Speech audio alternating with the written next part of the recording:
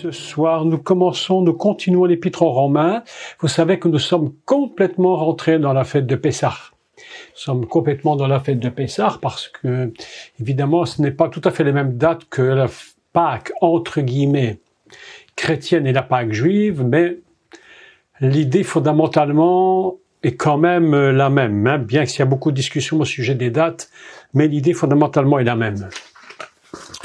Aujourd'hui, évidemment, je voudrais vous parler d'Épître aux Romains parce que vous savez que tout dépend, absolument toute la parole de Dieu dépend et toute notre foi est basée sur le principe de Pessah. Sans Pessah, il est tout à fait impossible, je dis tout à fait impossible, de pouvoir comprendre le but de Dieu. Ce week-end, lorsque nous étions donc à Tourcoing, j'ai beaucoup insisté sur sur ce que Dieu désire pour son humanité. Quel était le but fondamentalement de l'humanité? Et aujourd'hui, vous allez voir que dans l'Épître aux Romains, chapitre 8, il s'agit bien de ce que Dieu désire dans l'humanité et nous allons comprendre le but que Dieu poursuit pour pouvoir arriver à ce but. Et pour ce faire, Dieu a, j'allais dire, conçu, créé, formé un peuple qui s'appelle Israël. Sans Israël, nous n'aurions jamais pu comprendre véritablement comment arriver au but de Dieu. Donc, encore une fois, il est impossible de se priver d'Israël. Parce que sans lui, il n'y a pas de Messie. Et s'il n'y a pas de Messie, il n'y a pas de possibilité de rentrer dans la dimension fondamentale divine. Et vous allez voir que dans l'Épître aux Romains, quelque chose est très très intéressant. Et c'est là, quand je lis cet épître, je me dis qu'à chaque fois, l'apôtre Paul était un homme qui était bien juif et qui connaissait très bien le principe de la Torah et tous les secrets qui s'y cachent. Donc, nous allons commencer une lecture au chapitre 8, là où nous en étions arrivés, et nous allons reprendre là où le cours s'était arrêté la fois passée et nous reprenons aujourd'hui, et je vais vous commenter. Et nous allons lire seulement quelques versets, et je vais vous les commenter. Et vous allez voir que c'est très très très intéressant, la lecture hébraïque. J'ai fait cette lecture hébraïque sur les 3 traductions des évangiles, donc en hébreu, et je vous donnerai les différentes traductions, et vous allez voir, c'est assez extraordinaire. Et nous commençons donc la lecture au chapitre 8, verset 28, et je commence. Nous savons, du reste, que toute chose concourt au bien de ceux qui aiment Dieu, de ceux qui sont appelés selon son dessein ou selon son plan. Car ceux qu'il a connus d'avance, il les a aussi prédestinés à être semblables à l'image de son Fils, afin que son Fils fût le premier-né, le Béror, entre plusieurs frères. Et ceux qu'il a prédestinés, il les a aussi appelés. Et ceux qu'il a appelés, il les a aussi justifiés. Et ceux qu'il a justifiés, il les a aussi glorifiés. Que dirons-nous donc à l'égard de ces choses? Si Dieu est pour nous, qui sera contre nous? Lui qui n'a point épargné son propre Fils, mais qui l'a livré pour nous tous, comment ne nous donnera-t-il pas aussi toutes choses avec lui? Qui accusera les élus de Dieu? c'est Dieu qui justifie. Qui les condamnera? Christ est mort, le Messie est mort, bien plus. Il est ressuscité. Il est à la droite de Dieu et il intercède pour nous. Qui nous séparera de l'amour du Messie? Sera-ce la tribulation ou l'angoisse ou la persécution ou la faim ou la nudité ou le péril ou l'épée? Selon qu'il est écrit, c'est à cause de toi qu'on nous met à mort tout le jour, qu'on nous regarde comme des brebis destinées à la boucherie, mais dans toutes ces choses, nous sommes plus que vainqueurs par celui qui nous a aimés. Car j'ai l'assurance que ni la mort, ni la vie, ni les anges, ni les dominations, ni les choses présentes, ni les choses à venir, ni les puissances, ni la hauteur, ni la profondeur, ni aucune autre créature ne pourra nous séparer de l'amour de Dieu manifesté en Yeshua HaMashiach, notre Seigneur. Voilà un texte absolument extraordinaire. Parce que lorsque Paul commente ce texte aux Romains, Paul, évidemment, vous vous souvenez de lui, et comment sa conversion, au début de sa conversion, il a été instantanément pourchassé par les Juifs. À tel point que ils ont voulu le tuer. Parce qu'ils ne pouvaient plus accepter, ils ne pouvaient pas accepter que ce que Saul était avant ait tellement changé et que son message ait complètement été transformé, que ça mettait à mal évidemment tout le principe judaïque. Donc, Paul, lorsqu'il dit « Nous savons du reste que toute chose concourt au bien de ceux qui aiment Dieu », nous devons quand même reconnaître que parfois c'est compliqué de comprendre. Parce qu'on se dit « Mais pourquoi telle chose m'est-elle arrivée? Pourquoi telle autre chose m'arrive-t-elle? Quel est derrière tout cela? Est-ce qu'il y a un but de Dieu et un plan de Dieu ?» Et nous nous posons beaucoup de questions. Tous, notre vie est une suite, je dirais, presque infinie de questionnements. Pour quelle raison telle chose m'est-il arrivé alors que j'étais un enfant de Dieu en plus? Mais la parole de Dieu nous dit que toute chose concourt au bien de ceux qui aiment Dieu. Rappelez-vous ce que nous dit l'enseignement des prophètes. Il nous dit que même nos ennemis, Dieu les utilise en notre faveur.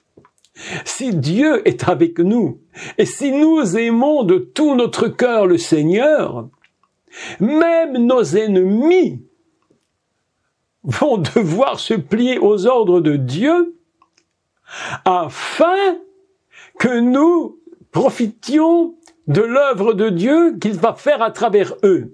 Et quand ils croient qu'ils se mettent contre nous, en réalité, Dieu va utiliser absolument même nos ennemis pour que cela nous soit favorable.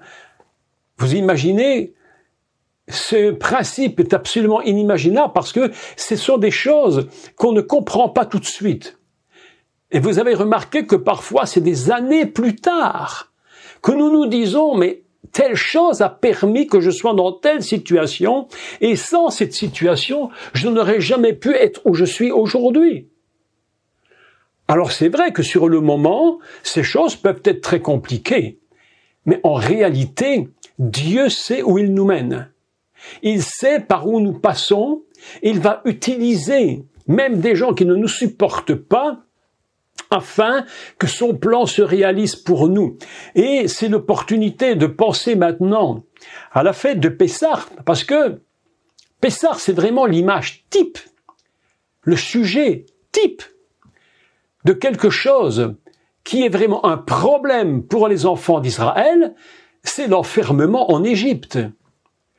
Et on se demande bien pourquoi Dieu a permis cet enfermement en Égypte, alors qu'en fait, pourquoi Dieu ne les a pas fait sortir directement de la famine, de la famine qui régnait là où ils étaient, et directement les emmener dans la terre de la promesse. Pourquoi y a-t-il fallu ces 400 ans d'Égypte?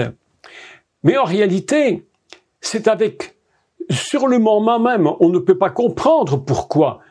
Et si aujourd'hui nous lisons Pessah, nous comprenons que Pessah, c'est la sortie d'un enfermement, de quelque chose de très difficile à comprendre, où Pharaon est devenu un véritable ennemi, où il considérait que le peuple d'Israël était un peuple extrêmement dangereux par le nombre.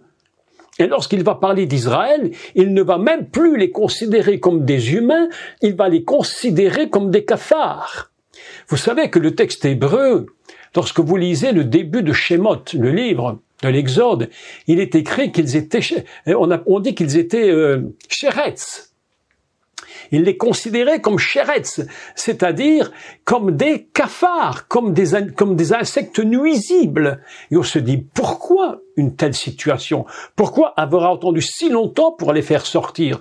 Mais on se rend compte que sans l'Égypte, Pessah n'aurait pas eu lieu. Sans cet esclavage, sans cette oppression, Dieu n'aurait pas manifesté sa puissance. La Bible nous dit qu'il a manifesté une puissance incroyable pour sortir le peuple d'Israël d'Égypte. Lorsqu'on parle des 10 plaies d'Égypte, mes amis, c'est pas du tout le film Hollywood. On est loin d'Hollywood. Ce sont des miracles absolument inimaginables et on se dit, mais pourquoi une telle chose est-elle arrivée? Mais en réalité, la Bible nous dit toute chose concourt au bien de ceux qui aiment Dieu. Il a une raison. Il sait pourquoi le peuple d'Israël était enfermé. Il le sait dans cette Égypte. Et il va le sortir. Et là, il va y avoir un souvenir de la puissance de Dieu, mes amis. Écoutez, je vais vous dire une chose très importante. Lorsque nous passons dans des difficultés, lorsque nous sommes dans des situations que nous ne comprenons pas toujours, Dieu doit manifester sa puissance pour nous libérer. Et nous allons nous souvenir de ce que Dieu a fait pour nous. Si je devais évaluer ma propre vie pendant toutes ces 70 années passées et dire, mais tous les problèmes, toutes les difficultés, mais Dieu manifeste sa gloire. Pour quelle raison? Il le dit. Toute chose concourt au bien de ceux qui aiment Dieu, qui aiment Dieu. Alors la question qui se pose ici, c'est est-ce que l'on aime le Seigneur? Est-ce qu'on aime le Créateur? Afin que toutes ces choses soient pour nous un bénéfice. C'est si compliqué à comprendre. Si compliqué à comprendre. Mais avec le temps qui passe, si nous avons réfléchi un peu, nous comprenons que toutes ces difficultés nous ont amenés à voir la gloire de Dieu se manifester à travers tout. Et ça, c'est la première chose que Paul dit. Toute chose concourt, nous savons, en plus Paul le dit, il dit nous savons. Il ne nous dit pas que nous allons découvrir, il dit nous le savons déjà. Je suppose que Paul leur avait déjà longuement parlé dans les temps qui précédaient, et cette lettre est un rappel de ce qu'il leur enseignait. Nous savons du reste que toute chose concourt au bien de ceux qui aiment Dieu, de ceux qui sont appelés selon son plan. J'aime beaucoup les traductions hébraïques de ce texte parce que le plan de Dieu est intéressant. Dieu a établi un plan.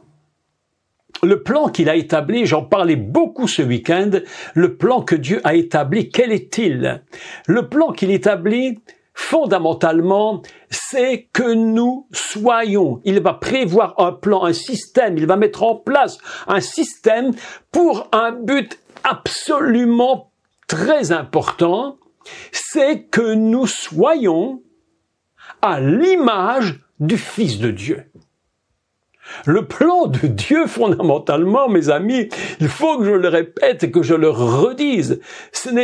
Le but de Dieu n'est pas que nous soyons des chrétiens dans une église, que nous soyons, non, le but de Dieu n'est pas là. Ce ne sont que des moyens. Mais le but le plus élevé de Dieu, chose qui est totalement impossible aux hommes, nous pouvons faire ce que nous voulons, nous n'y arriverons pas par la chair, c'est que nous soyons semblables au Fils de Dieu. Et mes amis, ça c'est quelque chose absolument, mais inimaginable. Je me dis parfois, mais est-ce que le but de Dieu, véritablement, n'était pas trop élevé?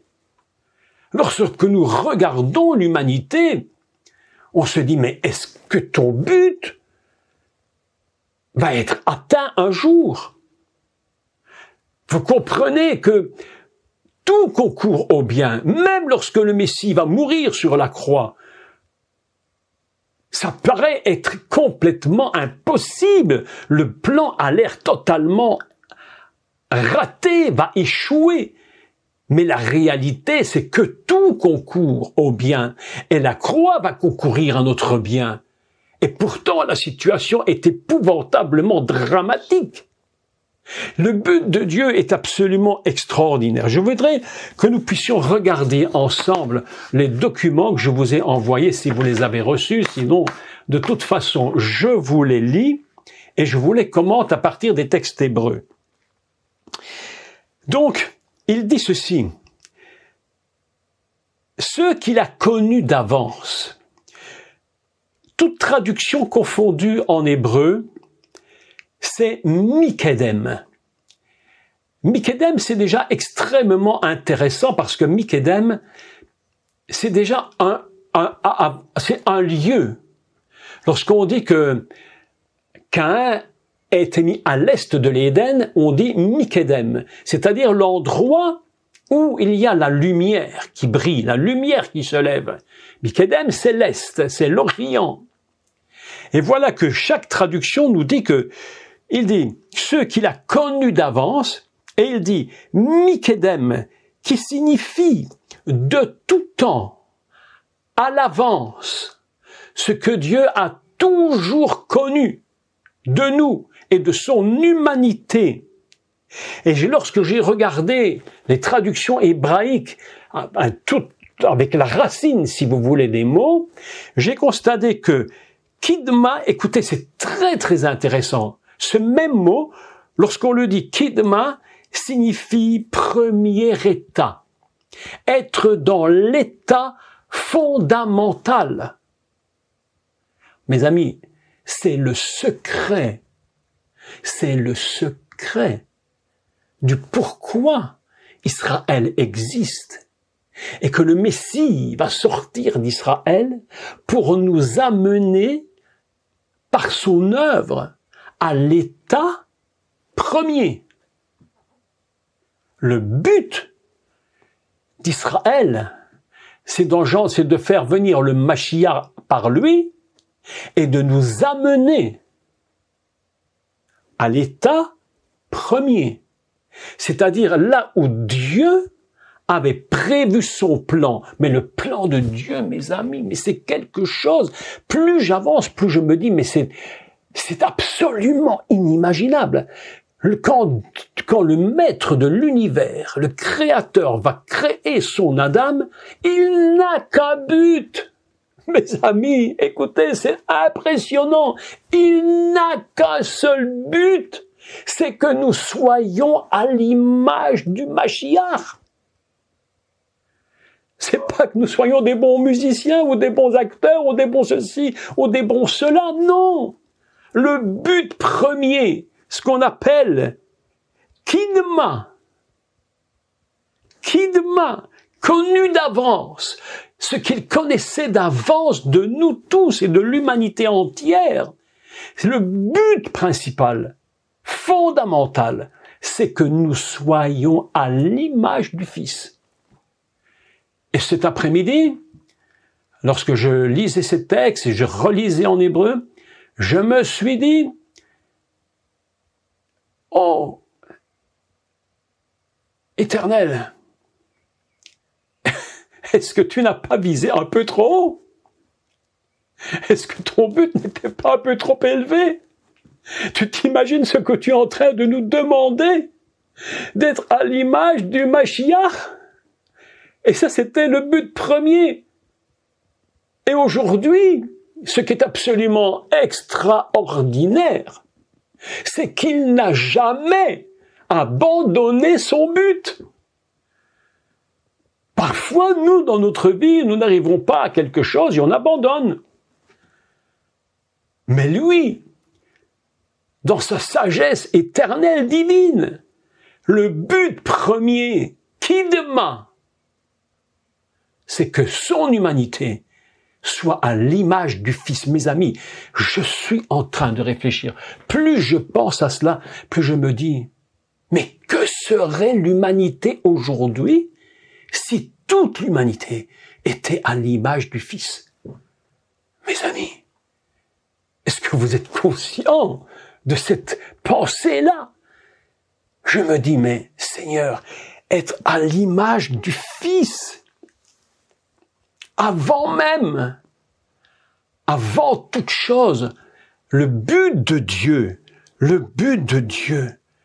c'est d'être à son image. Et là, le texte est très intéressant, parce qu'il va dire un mot qui est très mal compris, et sur lequel il y a beaucoup de discussions, alors qu'en fait, la chose est extrêmement simple. Écoutez ce qu'il dit. Car ceux qu'il a, je vais le traduire, car ceux qu'il a connus d'avance, c'est-à-dire à l'état premier de son plan, puisqu'il dit qu'ils sont appelés selon son plan. J'aime beaucoup cette traduction. Le mot plan, c'est bien, parce que c'est toute une structure qui est prévue d'avance. Il dit, ceux qu'il a connus d'avance, il les a aussi prédestinés. Et comment dit-on prédestiné dans les traductions? Il y a deux façons de le dire, selon les traductions différentes. J'ai donc lu la traduction de Leach et j'ai lu la traduction qui vient d'Angleterre, la traduction de Jérusalem. J'ai retiré deux idées. Ce qu'on appelle la prédestination, dans ce cas-ci, ça se dit « Yahad Mikedem ». Écoutez ceci, mes amis, c'est absolument incroyable. Yahad Mikedem signifie « ils savent comment être ». C'est incroyable. Ils savent comment être. Et si je dis l'autre traduction, Yahad Gam Me'az. Yahad Gam Me'az se dit, on peut le traduire comme ceci, ciblé. Dieu avait ciblé dès le début, dès lors, dès le commencement, Dieu avait ciblé. C'est pourquoi la prédestination, mes amis, écoutez, il ne faut pas se tromper sur la prédestination. La prédestination, ce n'est pas si Dieu connaît tous ceux qui seront sauvés et ceux qui ne le seront pas, même si c'est vrai, ce qui irait à dire, puisque Dieu connaît ceux qui sont sauvés et ceux qui ne le seront pas, à quoi sert-il d'aller porter la bonne nouvelle? Puisque de toute façon, ceux qui ne le seront pas, ils ne le seront pas. Et ceux qui le seront, ils le seront. À quoi sert-il alors d'annoncer la bonne nouvelle? Parce qu'en réalité, ce qu'on appelle prédestination, ce n'est absolument pas cette idée-là. L'idée, c'est quoi de la prédestination? C'est qu'ils savent comment être. Ils savent quel est le plan. Ils savent quel est le but de Dieu. Je donne un exemple tout à fait simple. Lorsque des élèves rentrent à l'université, le but de chacun et le but de la direction, c'est que chacun réussisse le cycle d'études et qu'il termine avec un diplôme. C'est le but de l'école. Le but de l'école, c'est ça. Ils sont tous destinés à la réussite. Mais la question est que certains réussiront et d'autres ne réussiront pas. Donc, le but de Dieu, c'est pas de dire il y en a qui le seront et qui ne le seront pas, alors la parole du Mashiach n'a plus aucun sens, allez porter la bonne nouvelle. Pourquoi? Parce que de toute façon, on ne peut rien y faire. Le but n'est pas là. Le but, c'est que nous sachions quel est le plan. La prédestination, c'est que Dieu a mis un plan et que pour toute l'humanité, il n'y ait absolument aucun échec. C'est le but de Dieu. Tous sont-ils sauvés? Non. Mais tous sont-ils prévus au salut? Oui. À cause de quoi? À cause du plan fondamental que Dieu veut absolument que chacun d'entre nous sur cette terre, nous soyons à l'image du Fils. La prédestination, c'est le but divin. Le mot prédestination, c'est ils savent comment être, c'est ils ont une cible à atteindre et ils doivent l'atteindre. Voilà le but, ce que Paul dit. Car ceux qu'il a connus d'avance, dans l'état premier, il les a prédestinés, il les a aussi prédestinés. Écoutez, à être semblables à l'image du Fils. Vous vous souvenez que, lorsqu'on dit que Dieu fit l'homme à son image, je parlais encore beaucoup de ça ce week-end. L'homme, lorsque Dieu crée Adam, le but de Dieu, c'est de donner à Adam la nature du divin. Pas une sous-nature, mais la nature même du divin. Et c'est pourquoi j'insiste beaucoup sur ce fait en me disant, mais qu'est-ce que devait être le jardin d'Éden? La nature fondamentale de l'Adam. Et c'est là que l'on comprend la tristesse de Dieu, lorsqu'il voit que l'Adam est en train de perdre la gloire, lorsqu'il est déconnecté de la gloire. C'est pourquoi l'apôtre Paul avait bien réfléchi lorsqu'il dit ils ont été privés de la gloire. C'est une privation. Mes amis, le mot privé est très puissant. Est très puissant. Parce que privé, ça veut dire qu'on y avait droit. On avait droit à toute cette bénédiction, toute cette gloire, toute cette présence. Et voilà que maintenant tu en es privé. Tu ne peux plus y avoir droit dans l'état où tu es. Oh, le texte est tellement incroyable. Ceux qu'il a connus d'avance, il les a prédestinés fondamentalement dans son but divin. Lorsque la création s'est faite là-haut, il a dit, Dieu a dit, je vais faire mon Adam et il sera semblable à moi. Dans toute la mesure, absolument au-delà de tout ce que nous pouvons imaginer. Vous imaginez lorsque Dieu regarde le monde d'aujourd'hui et lorsqu'il voit la déchéance de l'humanité, on pourrait se dire, mais il n'y a plus rien à faire. Plus rien. Mais voilà que le plan que Dieu avait prévu, qui sont appelés selon son plan, le plan était mis en place et Dieu va mettre en marche le moyen le plus incroyable, extraordinaire qui soit, et ce moyen porte un nom. Je vous ai parlé la semaine passée du nom.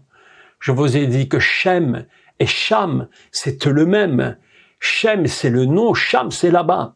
Et Dieu avait regardé plus loin. Et il s'est dit, il faut que je mette en place le plan. Et voilà que Dieu met en place le plan Israël. Mes amis, on peut se poser la question aujourd'hui en regardant, mais pourquoi Israël est-il si détesté? Mes amis, je vais vous dire, parce que c'est le seul et unique moyen. Et là, c'est vraiment incroyable, inimaginable. C'est le seul et unique moyen de connaître la loi et la volonté de Dieu. C'est par Israël que nous la connaissons. C'est pas par le bouddhisme, pas par l'hindouisme, c'est pas par quoi que ce soit. C'est Israël. Et nous ne pouvons pas nous en passer. Le plan de Dieu, c'est de mettre Israël pour que le monde reçoive la révélation de son plan afin que nous puissions redevenir ce que Dieu voulait au commencement. Et voilà qu'Israël est persécuté de tout siècle. Mais de lui sort le Mashiach. Et toutes choses concourent bien de ceux qui aiment Dieu. Et pourtant, lorsqu'on regarde Israël, on se dit, mais pourquoi une telle persécution? Et je vais vous dire quelque chose, mes amis, écoutez, je vais vous dire ceci. Israël est ce qu'il est, avec ses qualités et ses défauts. Mais une chose malgré tout que Dieu regarde en Israël, c'est son amour pour le Créateur. Son amour pour le Créateur. Et Dieu le sait.